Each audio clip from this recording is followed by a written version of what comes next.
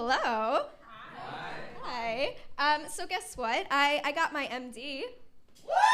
Thank you. I've been dating him for 3 years. It's going great. But this wasn't enough for my Jewish parents because they told me the goal in life is to marry someone who's not just a doctor, but also Jewish. My dad was telling me how important this is for our Jewish culture as he proceeded to eat his bacon. And I remember the first time I told my parents about my boyfriend. I said, guess what? I met this great guy. He's sweet, he's caring, and you might like he's in medical school.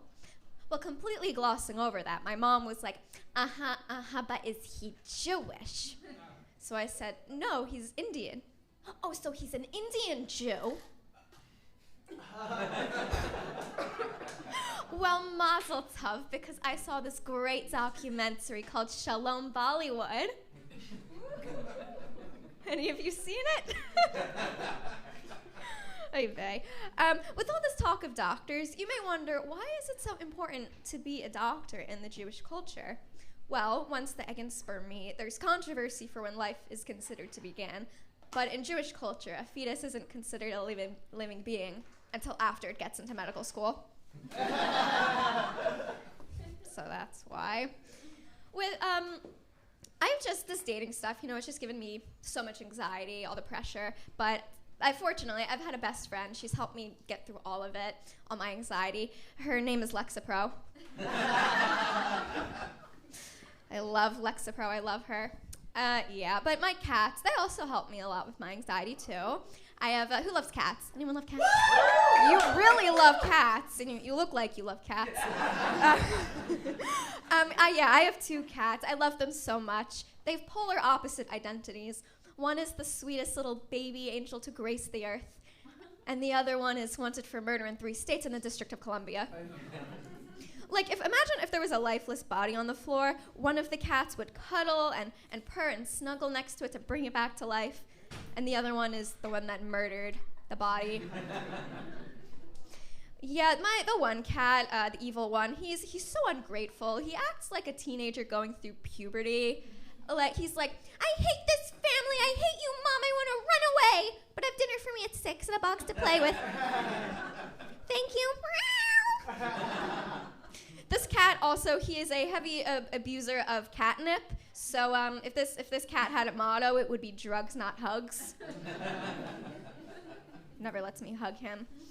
Don't get me wrong, I love dogs too. I love dogs, and especially those videos with the dog reuniting with their owner who was in the army for like 10 years, right? They reunite and the dog's going crazy. It's so beautiful. But there's a reason you've never seen those videos with cats. Because, the person would reunite with their cat after being in the army for 10 years. The cat would look up at them and say, when did you leave? My cats do that to me constantly. But, I love cats so much. I wanted to adopt another. So I went to an animal shelter to get one. So the volunteers told me that all of their cats reminded them of someone famous. The first cat they showed me to was this blonde cat with these pouty lips, and they said, this is our cat, Jennifer Coolidge. I was trying to imagine what this cat would sound like if she could talk. Probably like, oh gosh, I want fancy feast real bad.